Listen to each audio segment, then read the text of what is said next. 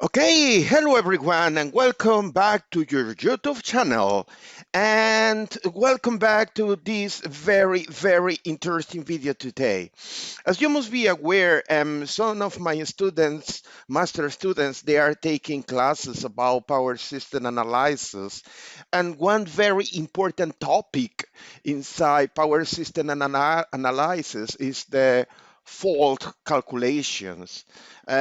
In this case, one kind of fault is the short circuit. And today we have a practical session. Today we have a numerical example related to short circuit calculation. Specifically, we are running a numerical example for a three-phase short circuit. This is the job today.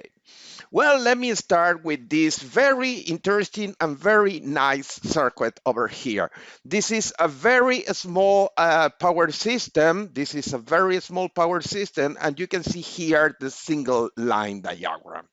The single line diagram is showing you the connection, the connectivity between different power system components. In this case, we have two synchronous generators, and there is a small transmission line connecting bus bar number 1 to bus bar number 2. Bus bar number 2 is quite interesting because there is a synchronous motor directly connected to bus bar number 2. And that is the explanation over here.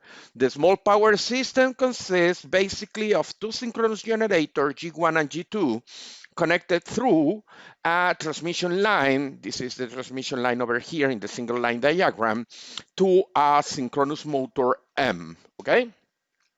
Here, there are some numerical data that we are providing. We are providing the reactance for the synchronous generators. In this case, both generators, they have the same reactance. And as you can see over here, we have the synchronous reactance, the transient reactance 0.70 per unit, and the subtrasient reactance 0.20 per unit. Then we have data, again, reactance for the synchronous motor. We have here the synchronous reactance, 1.2 per unit, transient reactance, 0.95 per unit, and finally, we have the subtrasient reactance, 0.36 per unit. Finally, we have the reactance for the transmission line. We have the same, and this is 0.48. For simplicity in this problem, we are assuming that all the data that is provided to you, they are referred, they are expressed, they are based on the same basis, okay? That means that you can use this data directly without any per unit changes or transformation, okay? Now we have the description for the fault condition, and as you can read over here, there is a three-phase fault. There is a three-phase fault over there, and that is an ideal voltage or solid fault. That means that the impedance, the fault impedance is 0. That is basically what that means, okay? Okay, and we have another data here. This is a three-phase short circuit, and the three-phase short circuit is occur here at the point F, that is the terminal of this synchronous motor, okay?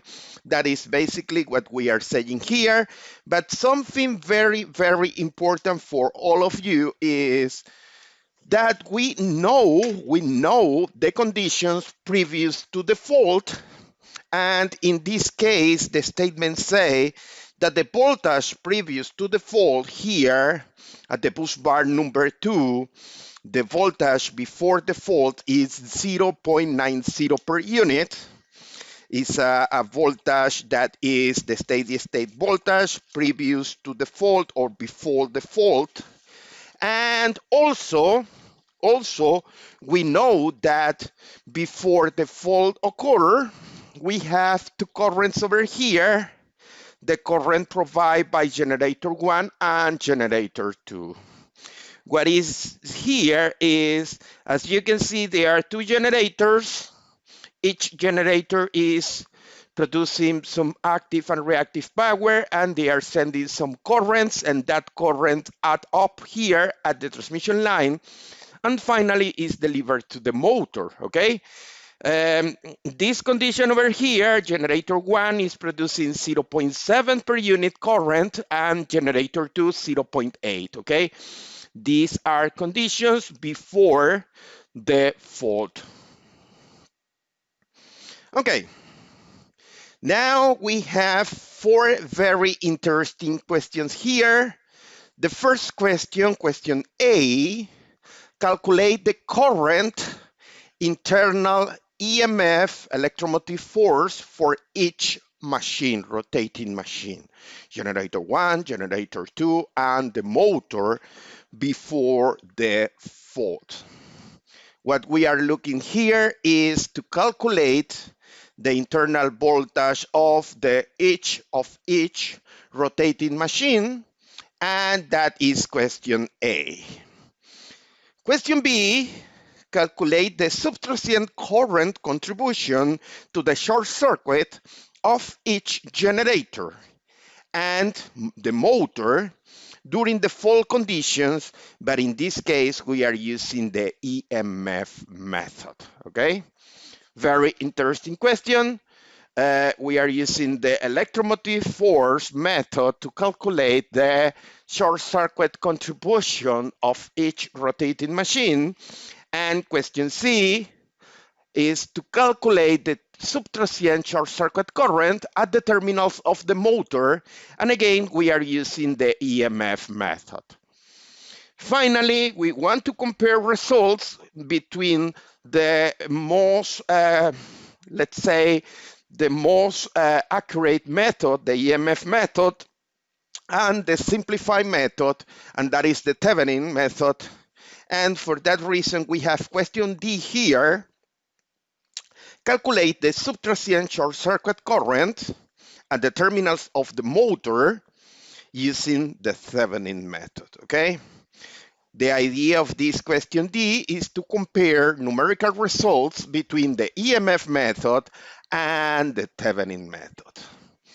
Well, right now, what we need to do is start to solve this problem. And the very first step that I always suggest to my students is create a graphical representation about the situation that you are analyzing. And that is the best advice that I can give you to all my students and also all people around.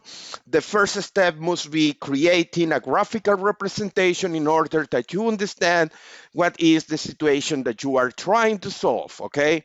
In this case here, you can see the single line diagram, and in red color, you can see the current's direction.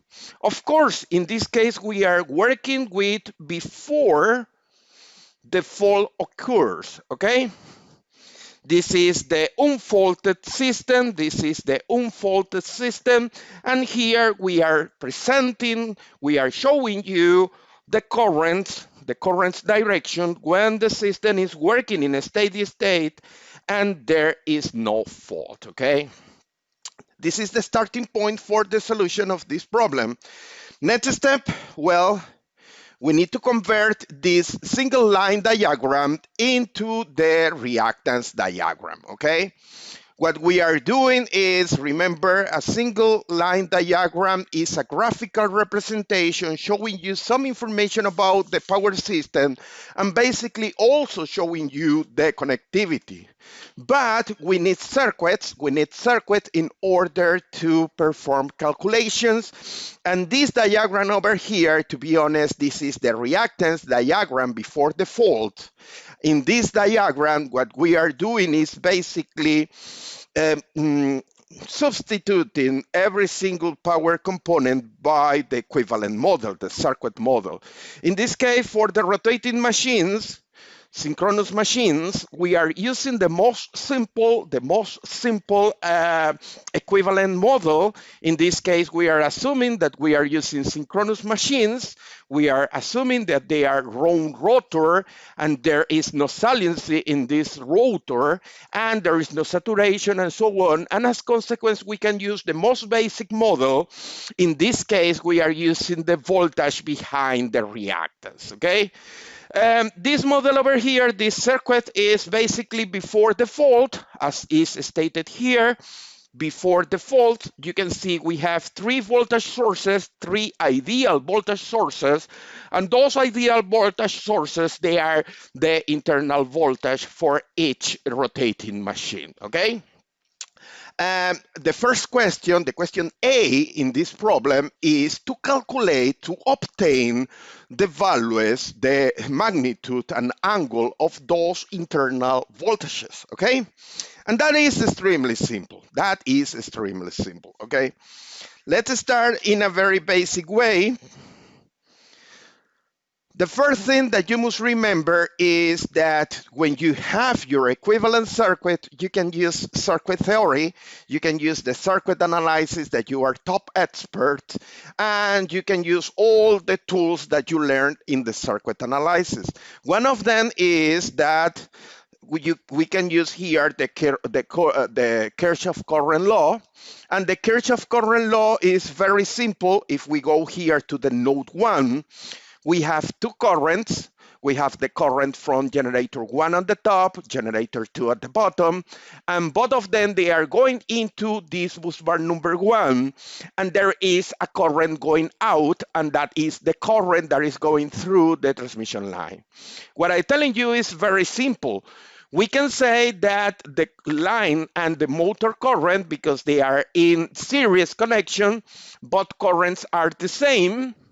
And as a consequence, the current that is arriving here to the motor is they are departing from the generators, generator 1 and generator 2. What I'm telling you is that Kirchhoff current law say that the motor current is the sum of the generator 1 and generator 2. Again, remember, all those assumptions, all those calculations are basically pre-fault calculations, okay? Now, if you remember the previous statement, the original statement of this problem, we know the currents for the generator 1 and generator 2. They are provided, they are given. We have this current here for the generator 1, generator 2.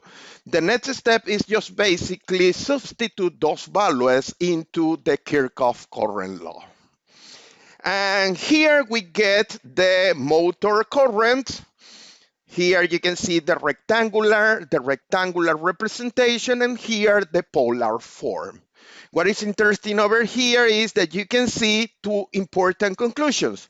The first conclusion is both generators, they have the same reactance, but they have different currents.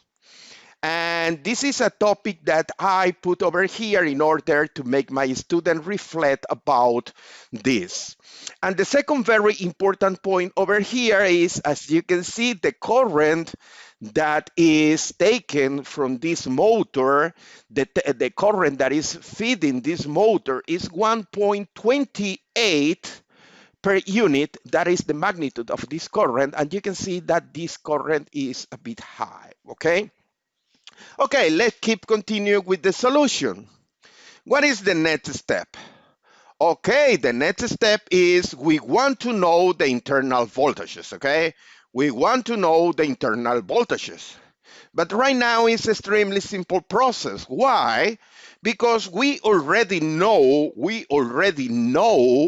the value for each current in the circuit. For that reason, calculating the internal voltage of generator 1 is extremely simple. It's just applying Kirchhoff voltage law in this very small loop over here, okay? Kirchhoff voltage law say that the internal voltage must be equal to this voltage drop here plus this voltage drop over there. And that is extremely simple. All my students, they can do that. And we get here the internal voltage in polar representation. In this case, the internal voltage is 1.23 and the phase angle is 36 degrees. Let's do the same for generator number 2. And now what we need to do is do the same run the same calculation for generator number 2. Generator number 2, again, we are using Kirchhoff voltage law through this loop. We have a voltage drop across the subtrasient reactance of the synchronous machine, the synchronous generator number 2. Then we have a voltage drop through the transmission line. And what we are doing here is basically using Kirchhoff voltage law, and we obtain the internal voltage. Something that is very important, and I want my students that they reflect, as you can see over here, the internal voltage of this generator is slightly higher compared with the internal voltage of the generator number 1. And that is basically because those generators, they are identical, electrically identical. They have the same reactance. However, the operating conditions, they are slightly different. Again, I want my student to reflect about this. One interesting question that typically is coming from my student is, why do we use the subtrasient reactance? Okay, that is part of the theory that you must look my videos. You need to watch my videos about the EMF method, or in any case, you can go back to the Stevenson book, chapter number 8, and you will find the explanation about that, okay? Well, let's keep moving, and right now what we want to obtain is the internal voltage. We need to know the internal voltage of the synchronous motor. And again, it's a very simple process, and we can use again Kirchhoff voltage law. But you must remember the main difference between the equivalent model for a generator and a motor is the current direction. If you remember, in the previous two synchronous machines, generator 1 and 2, the current was going through the terminals out, but here we are working with a synchronous motor. Motors, they take current from the grid in order to produce mechanical power, and that is the reason that the current IM is going into the ideal voltage source over there. Well, all my students, they can create the Kirchhoff voltage law here. They can apply Kirchhoff voltage law, and they can obtain this equation over here. And then it's just question of putting together the numbers. And as you can see over here, the voltage, the internal voltage of this synchronous motor is 0.91, and the phase angle is -29, okay? Well, this answered the question A. This answered the question A, where we want to know the internal voltages. What is the next step? Okay, the next step is the most exciting, because right now we are moving to fault conditions, okay? Right now, during the fault, we need to represent the three-phase short circuit, okay? And this is a solid or voltage short circuit. That is the reason that the fault impedance is 0, okay? Well, now what we are doing is simulating the short circuit. We include here a path with 0 impedance going to ground, because remember, the power system is a three-phase system. But here what we have is the representation of one of the phases, and this is during the fault. Okay? As you can see, something very interesting happened here. If you look the current direction for the motor, synchronous motor, what you can see is that the motor is delivering current to the short circuit, and that is totally right. If you remember my theory class, you must remember that a synchronous motor during a fault, they can contribute, they can deliver short circuit current contribution. And that is what is happening with this synchronous motor. This synchronous motor is delivering current to the fault. Now what we need to do is calculate the short circuit contribution coming here through this transmission line and the current contribution coming from the synchronous motor. And that is extremely simple because this power system is so basic, it's so simple. For the motor contribution, as you can see, we have a loop on the right-hand side. We have a loop here on the right-hand side, and if you apply Ohm's law, basically dividing the voltage by the total impedance in that loop, you will obtain the current. And that is what I am doing here. What I am doing is dividing the voltage, the internal EMF that we have in that motor, by the subtrasient reactance 0.36. And from there, we can obtain the short circuit contribution coming from the synchronous motor. And this is quite interesting. If you look over here, it's 2.53 magnitude per unit, and the phase angle is minus 119 degrees, okay? This is one of the answers for question B. This is the short circuit contribution coming from the motor. Now we need to define the contribution coming from generator 1 and 2. Here you can use any kind of tool coming from circuit analysis, okay? You are free to use any tool that you know from circuit analysis. I will use something very simple here. What I will use is the most basic circuit analysis, and what I will do is create two Kirchhoff voltage law equations here. What I'm telling you is this equation over here at the top is basically starting from ground or reference, going through this voltage source, then going here, bus bar 1, then bus bar 2, and then going to the fault. And that is this equation number 1, okay? And equation number 2 is starting from reference, going through this voltage source, then we have a voltage drop here, then we have another voltage drop here, and then we close the loop using the reference, and that is the equation number 2.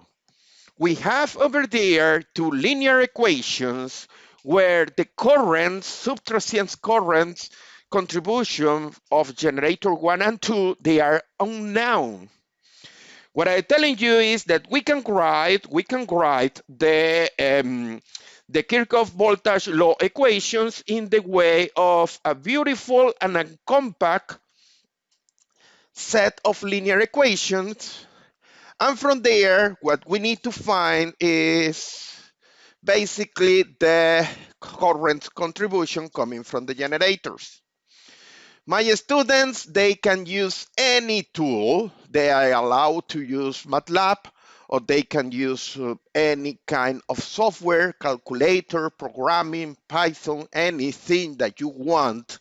But at the end, what I want to show you is that we get here the current contribution coming from generator 1 and generator 2 during the fault, okay?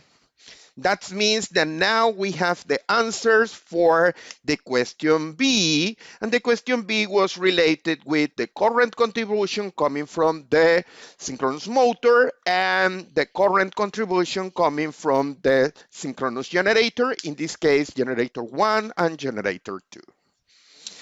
Well, time to go for question C, and question C is extremely simple. Why? Because question 3 is basically to calculate the short circuit current and the current contribution coming through the transmission line. And this is basically here, this current, and this is the current contribution coming through the transmission line, and that is the sum of the current provided by generator 1 and the current provided by generator 2. That is extremely simple. That is extremely simple.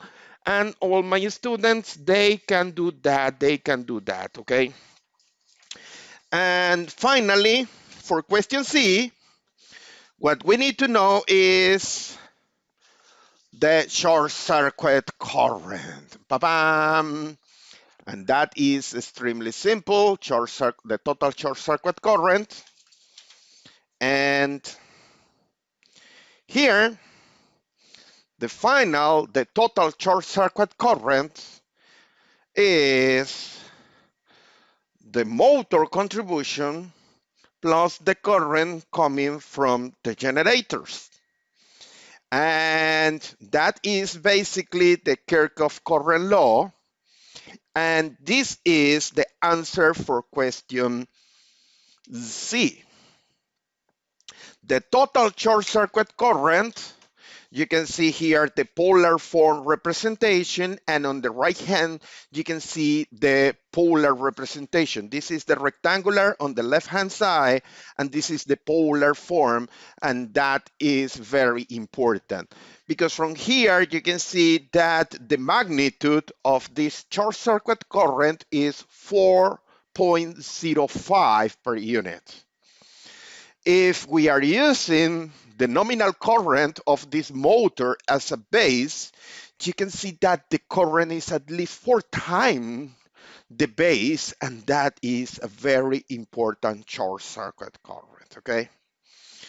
Okay, now we finish with question C, and what we need to do is the final question D.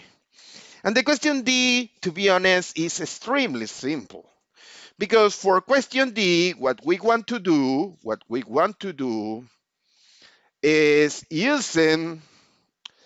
we want to use the most simplified method to calculate the three-phase short circuit current. In this case, we want to use the Thevenin method. And the Thevenin method is extremely simple, because what you need to do is to create the incremental network. What is the incremental network? Well, it's basically using the equivalent circuit of your power system, but you will switch off all the internal voltages, and you will install this voltage source here that is motivating, that is forcing the short circuit through the circuit. I mean, the incremental network is a fully passive network. There is only one voltage source, and that voltage source has a magnitude, an angle that is equal to the previous to the full voltage. And that is all for the incremental network, okay? The incremental network, again, we switch off all the internal voltage. We install this voltage source, but this voltage source, is motivating, is forcing the short circuit current, and to do so, we install this voltage source, and the voltage of this voltage source, ideal voltage source, is the voltage previous to the fall, as you can see over here, okay? Now the job is extremely simple because we have a linear passive network here, and what we need to use is the basic knowledge of circuit analysis and reduce that circuit to a single equivalent impedance. And that is the job. However, my students can see that those two reactants, they are in parallel, and because they have the same value, that means that the equivalent reactance is half of the original one, And then the parallel connection is in series with this one. That is what I am telling you here. And this branch over here is in parallel with that branch over there. And that is what I am telling you here. And at the end, we obtain the Thevenin equivalent impedance, okay? This is the Thevenin equivalent impedance.